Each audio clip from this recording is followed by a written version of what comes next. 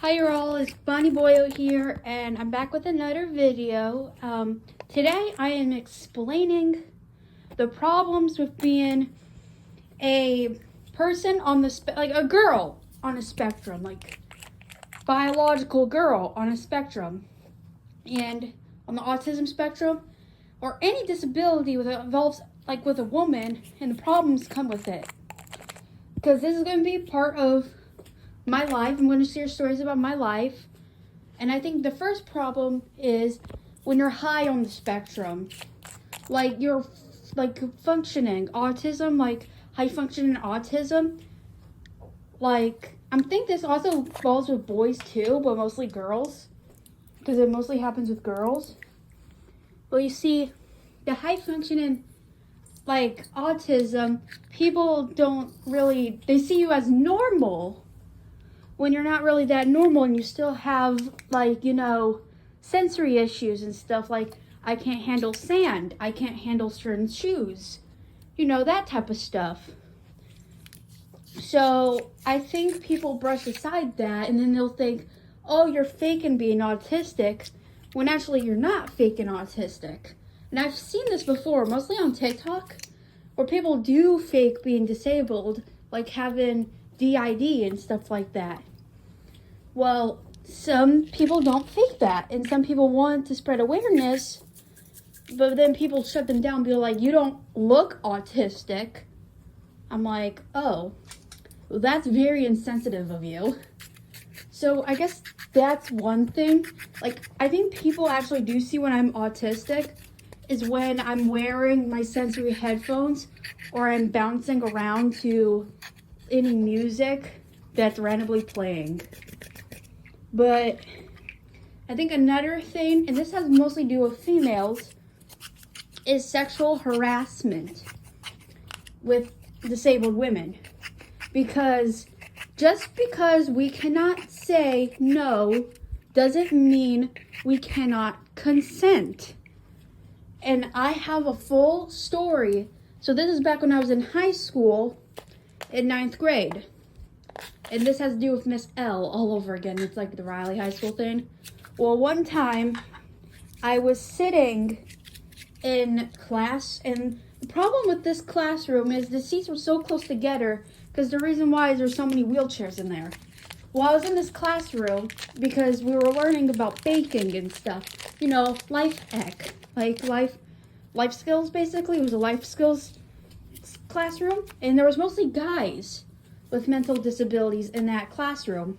Now, I had a friend named Ethan. Me and him love Ed's World, because me and Ethan's special interest is Ed's World and me with dogs. So basically, I was sitting, like Ethan was sitting next to me, and we were like trying to make cookies. We were planning out our thing.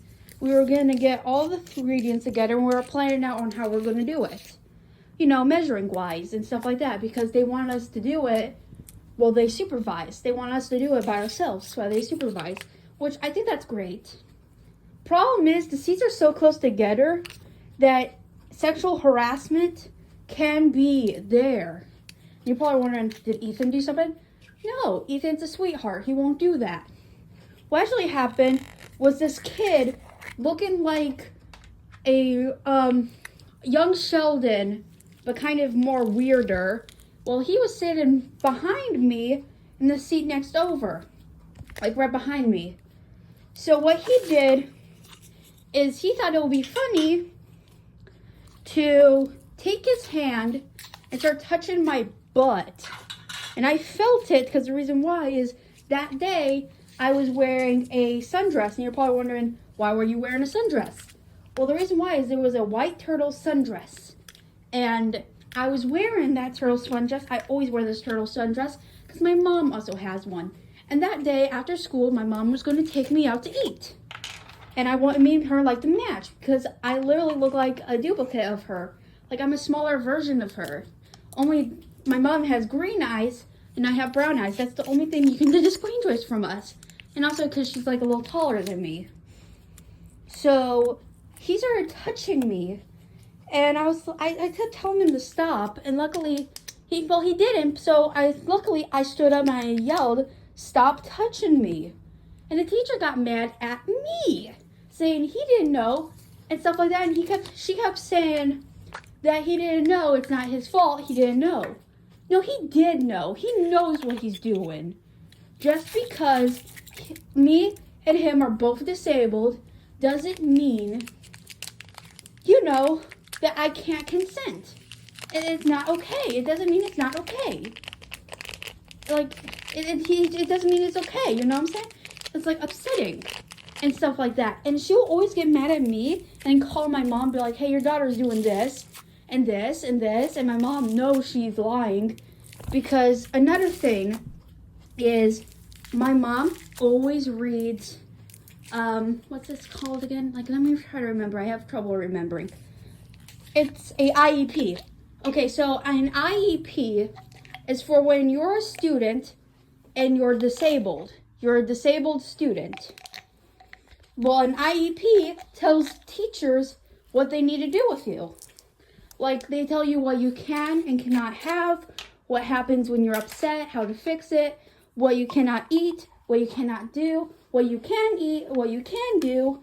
And it's like a permission slip, but legally.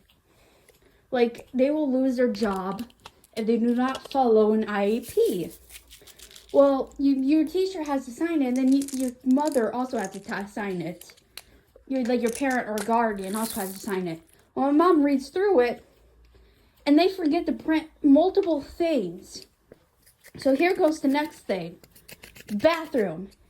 Okay, so since I'm disabled, but I do not look disabled, people brush off my problems. Well, I also have DOs. Additional, I forget what it's called. I can't say it because it's so hard to say it.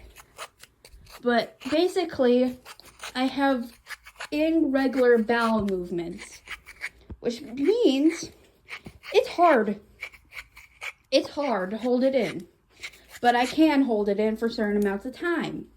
It depends on what I eat. Well, one day, I really had to go to the bathroom, like really bad. So I kept raising my hand and asking my teacher. I was like, "Teacher, can I please use the bathroom?" My teacher says no, multiple times. So I just sat there and it started leaking. Immediately when class was over, I was running to the bathroom, but it was already there. It smeared on my white dress. I called my mom and I went home that day because my mom was mad. She was so mad that my teacher didn't let me do that. So basically, moral of the story is, if you have a student who needs to use the bathroom, let them use the bathroom. The class doesn't matter at this point. Because they were talking about photosynthesis. Everyone knows about photosynthesis. So, next story involves emotional support stuffed animals. Okay, if you're probably wondering, some people who have PTSD or autism need emotional support animals because they just feel comfortable for emotional reason. Well, there's this thing also called emotional support stuffed animals. It's basically same thing as pets, except you don't have to take care of it. So it's like a weighted stuffed animal that feels like actual fur, but it's not real fur because PETA doesn't like it when you use real fur. So I have one of those. I have a weighted stuffed animal. It's small. It's like a Beanie Baby size, and mine was a deer. Because my family are hunters, and we hunt for deer sometimes. Well, I don't. My grandpa does, and I just stay out of his way. You gotta move when he's with those deer. But anyways, this teacher doesn't like it because she thinks it's a distraction. Okay, it's not a distraction because I'm putting it on my lap. It's hidden under the desk because I need it. So one day at lunch at the cafeteria at this school, I was feeling overwhelmed because the lunchroom was very loud. I had my sensory headphones, but I was still overwhelmed. So I had my emotional support stuffed animal. Well, I set it down for 2 minutes to talk to Ethan. I look back and it's gone. I looked everywhere. I asked people. I looked everywhere. I saw this other girl with my stuffed animal, my emotional support stuffed animal. And I asked her politely, can I have it back? This woman says no. So I grabbed it. I was like, give it back. Because it's not hers to keep. And I know this is the same girl that threw the water bottle, by the way. I asked her to give it back multiple times, so I just took it. And the teachers are yelling at me and be like, you can't have stuffed animals, it's not in your IEP. Tough, it is in my IEP. So I immediately started yelling at this teacher. I know I wasn't really yelling, I was being more stern. But at this point, I had enough for shit. So my mom, she called my mom, be like, yeah, she yelled at me. She has issues. So my mom drove me home and she started yelling at me. I was confused as hey. But so when we went home, I just relaxed and stuff. I didn't care at that point. I lost all motivation to care. But, who cares at that point? Because my mom was in the wrong too. Because she didn't know what I was dealing with. Because it wasn't in my IEP. So when she went back to work and then she got home from work, she apologized. And I explained to her that she wasn't following my IEP at all. And that's why I yelled at her. My mom finally understood what was going on. She was still kind of upset that I yelled at the teacher. But I had to state my business. Because you do not do that. You have to follow an IEP. You just have to. So that's really all I gotta say. Follow an IEP. Do not sexually harass people who can't say no. Because when they don't consent, that is a no. And, just don't do anything messed up. Don't assume someone is not disabled based on how they look. And please be kind, like, and subscribe.